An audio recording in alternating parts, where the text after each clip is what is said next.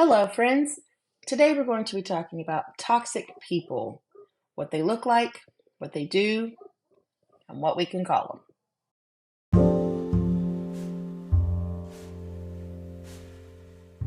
Hi, friends. This is Bethany Jennings, and you're listening to We Should Talk. It's a podcast where we talk about anything and everything to encourage, equip, and empower you to be a decent human. Let's talk.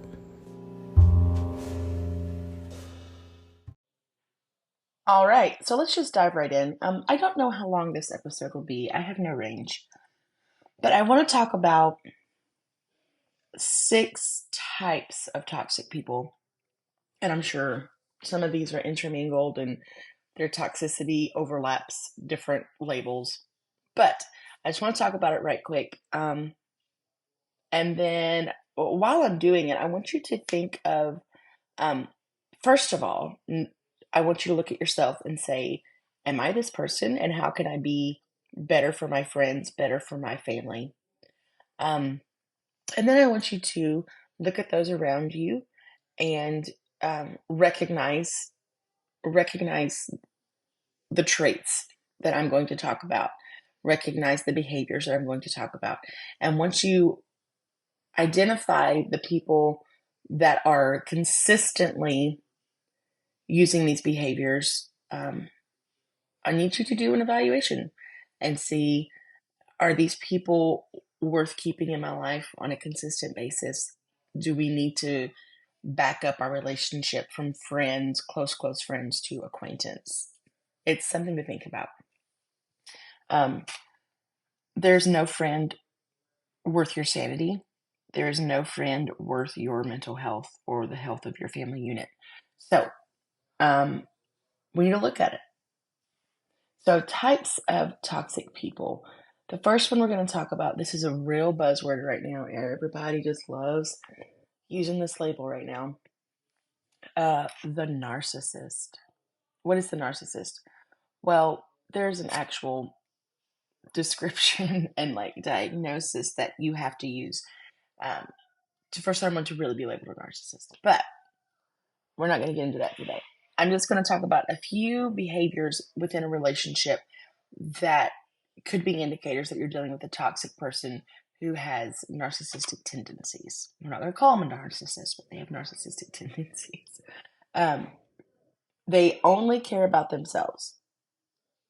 They only care that they are okay, that they are entertained, or that their needs are met. They lack empathy. When you need help, they can't even see the need. I don't feel for you. I have no compassion for you. They lack empathy. And the reason they do is they really believe most of the time that they are better than everyone else around them. Somehow they're above everyone else around them. Again, we're not going to get into the exact definition by the psychological definition of a narcissist, but something to think about. Are you friends with someone who really only cares about themselves and is more than willing to take from you, but is never available when you need something from them? There's a difference in tough love and no empathy. I think we need to recognize that. And do they act like they're better than everybody? They act like they're above everybody, like they can't be bothered with the little people. Are you that person? Is that person in your life? The next one, the energy vampire. So the narcissist was the first one. The vampire is our next one.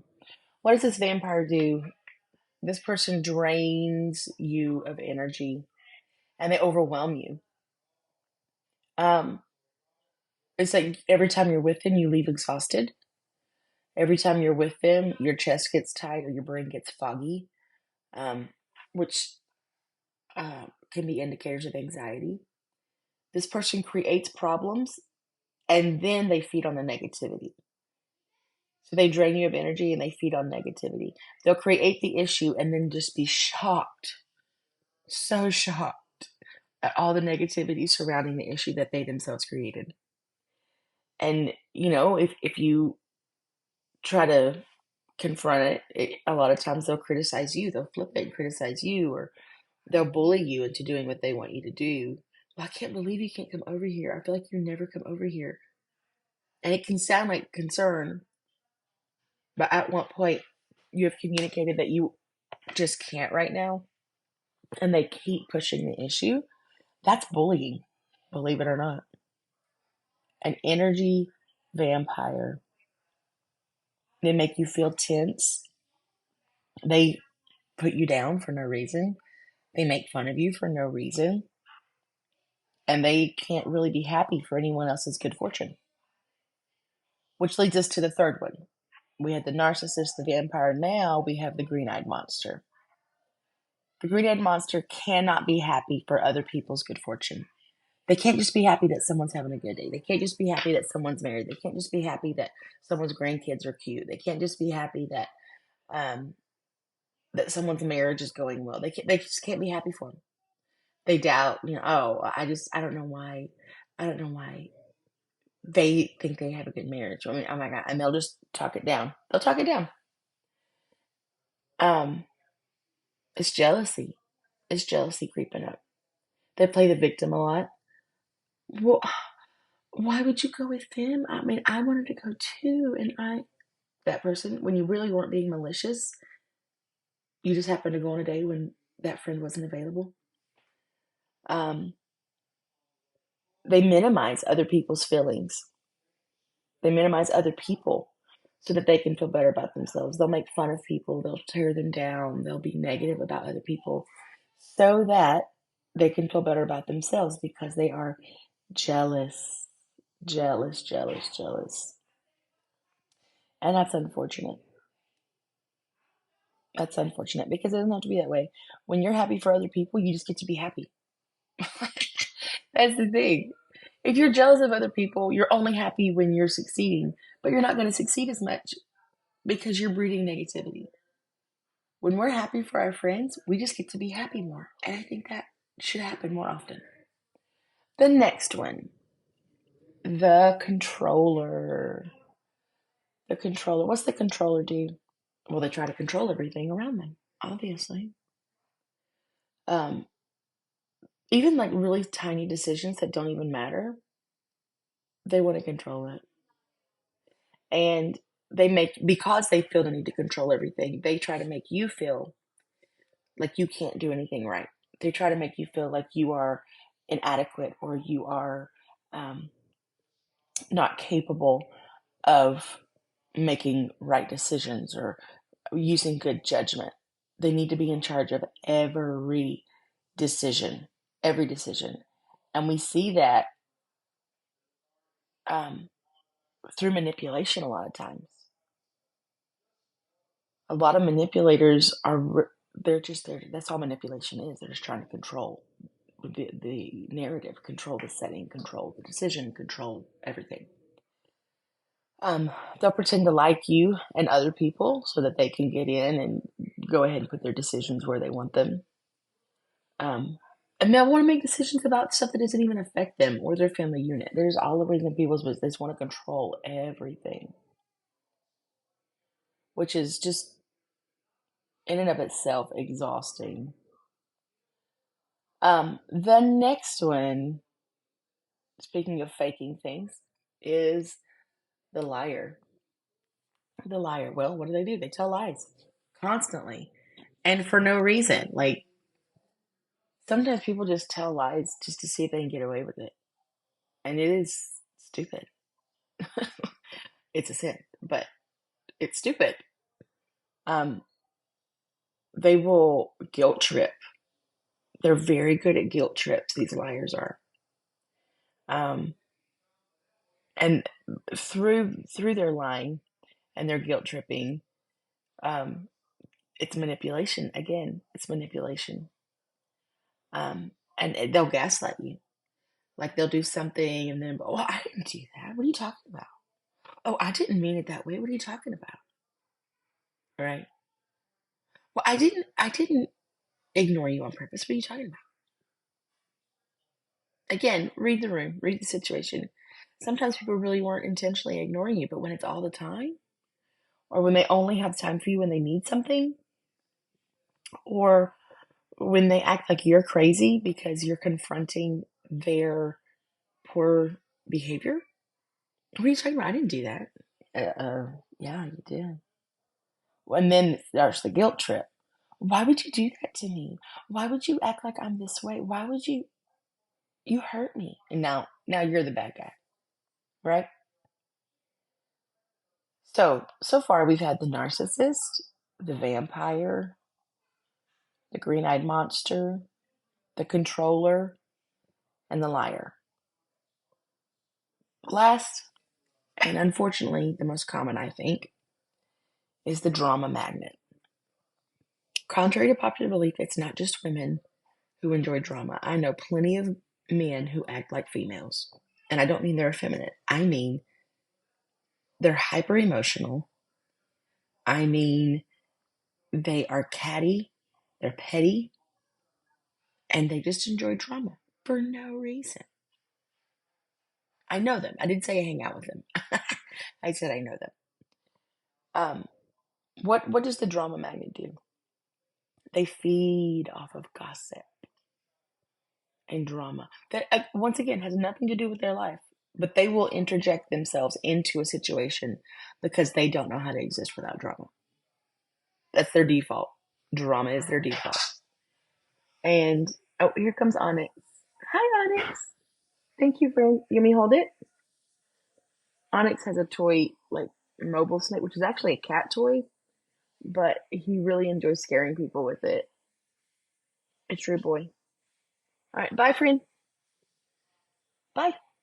I'm currently at my parents' home in my dad's home office recording this episode while my kids play. Anyways, we're back. The drama magnet. They feed off of gossip. And let me tell you, if they're willing to talk to you, they probably have already been talking about you. That's what a gossip does. They just talk. They just talk nonstop. Things that don't concern them, things that don't affect their family unit, things that have nothing to do with them, things that will actually hurt people and not help people. There's gossiping, just talking for no reason. And there's been more than one time. Well, I've had to shut some stuff down and redirect. There was one time when someone was running their mouth about how I parent my children and how I decided who should or shouldn't be caring for my child at a certain point in time. And I had to have a talk with them. You know, I said, I'm the one that birthed that child. I am the one the Lord trusts to take care of him, and I am doing that. You do not know the situation. You do not know what's going on, and I would appreciate if you kept your mouth shut. Don't even mention my child's name again. I did it. Scout's honor, I did it. And it was an uncomfortable conversation for a second, but they were like, oh, I didn't know all that was going on. I said, exactly. You didn't know, but you still talked. So that's what a gossip does. They talk. Even when they don't know stuff, they still talk. Drama seems to follow them. It doesn't really follow them. They just create it wherever they go.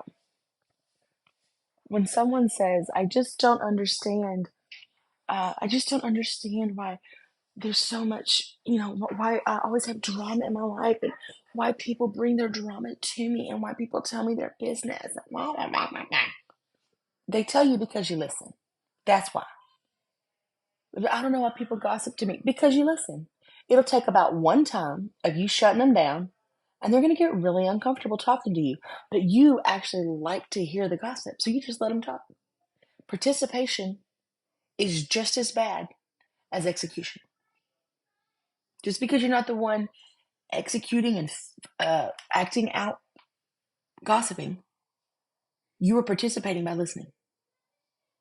If you would shut it down, they'd quit talking to you. So maybe let's ask ourselves, why don't we shut gossips down more often? So they create drama wherever they go. And they intentionally put people in uncomfortable situations. They intentionally make uncomfortable comments or uncomfortable jokes, or they intentionally put people together who they know are not the best mix. or they say crude things, or even if they don't believe what they're saying, they'll just tell an out and out lie just to get a reaction. Those are drama magnets. Recognize them. Here's the thing, biblically, every single person that I have described so far, I'm sure there's other types of toxic people, but these types of toxic people, the narcissist, the vampire, the controller, the liar, the green-eyed monster, the drama magnet, all of these people cause division. That's the problem with toxic people. They cause division. They separate, even if they're not talking about someone else to you, and they're just draining you of your energy, draining you of your desire to even be around people. They're making you want to isolate and withdraw. That's division. The people who are jealous and can't be happy for anybody else, that's division.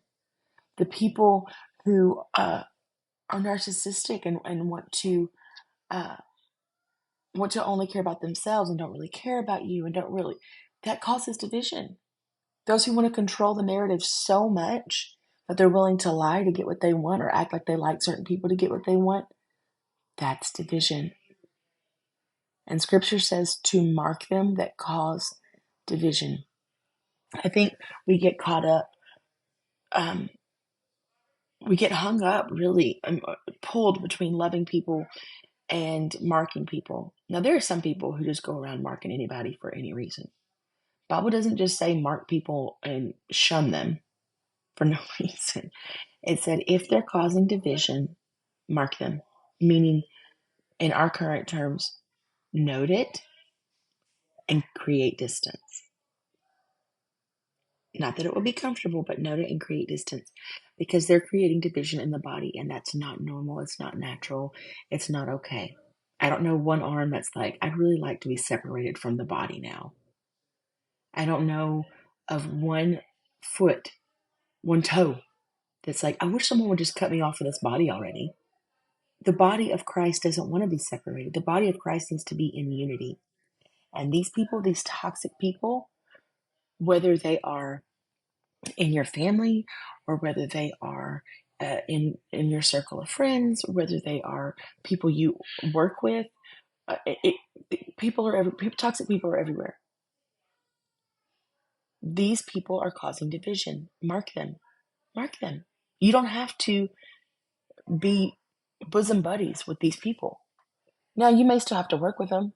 Sometimes you got to work with a vampire. Sometimes you got to work with someone who's always criticizing you, or sometimes you got to work with a negative person who's pessimistic all the time and can't be made happy. Sometimes you have to work with those people. Sometimes you have to be family with those people. That doesn't mean you have to trust them. It doesn't mean you have to be around them all the time. It doesn't mean any of those things. You could mark them, create distance. Even if you can't create physical distance, you can create emotional distance. Quit letting them affect you. Quit letting them determine your decisions. Quit letting them decide where you do and don't go. Quit letting them, they don't have to be in charge of your life. They don't have to be the boss of you, even though some of them really want to be. These are toxic people. Toxic people. So take a look in the mirror first. We are very quick to say, oh, that person's toxic and that person's toxic and we're very quick to point the fingers to other people. Our first stop should be by the mirror. Let's stop a minute, look in the mirror. Am I any of these people? Are there issues from my past or insecurities that are resurfacing that is making me act like super controlling? Is there something that I'm not happy about with myself that's making me be extremely jealous and turn into that green-eyed monster? Am I being super needy right now because of some life circumstance that I'm in currently? And so I'm constantly draining people, but not giving life back to them in any way. Am I being a vampire? Look at it. Check yourself. And then, once you've checked yourself and you've prayed about it, Lord, reveal these things to me. Help me to be more like you. Help me to be Christ-like. Once you have done that, then take inventory of the people that are in your life. If you're with somebody and you notice right after you leave them, you are just drained, emotionally, mentally drained, you need to check. Is that happening? Is this just the first time it happened, or is this happening a lot? Your family unit deserves the best version of you. And if you are constantly giving you out to everybody else, you're constantly letting people control or manipulate, you're letting people sow seeds of jealousy, or you're letting people criticize you, or you need that wears on you. And your family's not getting the best you. You're not getting the best you. So stop by the mirror, do introspection, check out your friends and family, do inventory. So we have talked about toxic people today, the narcissist, the vampire, the green-eyed monster, the controller, the liar, the drama magnet. You know who you are. And they're about to find out who they are if they're these people. Y'all pray for them. They need it. All right. I hope this has been helpful. We'll see y'all next time.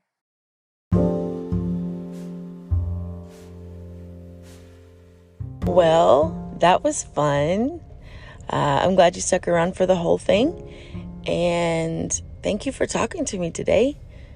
Y'all go like and follow and review and do all the podcast things that people do. And don't forget to be a good human.